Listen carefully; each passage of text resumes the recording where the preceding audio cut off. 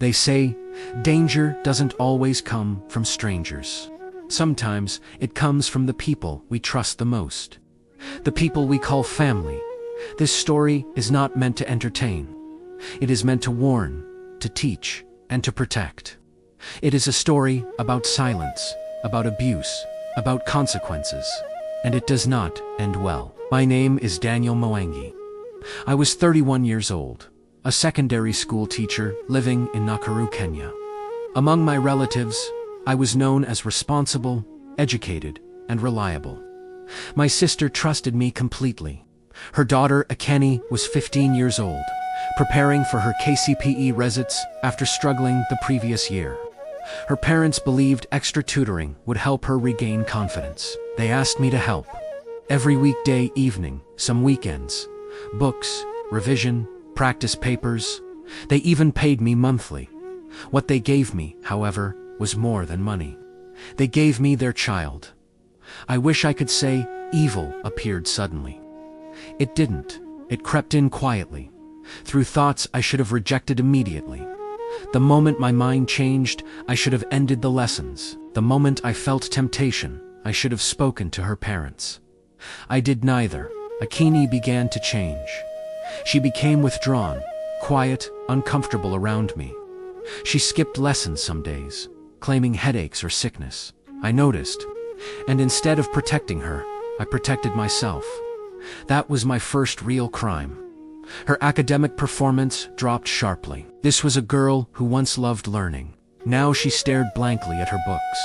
Teachers called meetings. Her parents worried. Her mock results were devastating. At home, she barely spoke. At night, she cried herself to sleep. She was breaking apart, and I was the reason. Yet, I remained silent, terrified not of her pain, but of being exposed. That is how abuse thrives. One evening, her mother noticed something she could no longer ignore.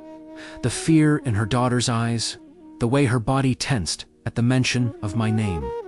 This time, when asked, Akeni spoke. Not confidently, not clearly, but truth does not need perfection. By morning, the family was shattered. By afternoon, the matter was reported to the Kenyan police. When officers came for me, there was no escape.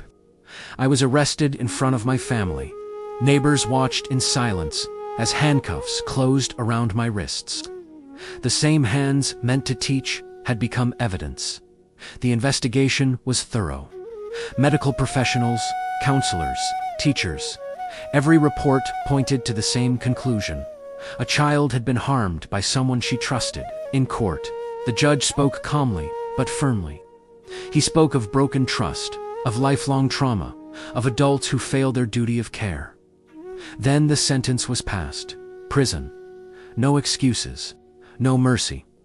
The cell door closed, and with it, every lie I had told myself. Akini began therapy. Healing was slow. Some days were hopeful, others were filled with pain.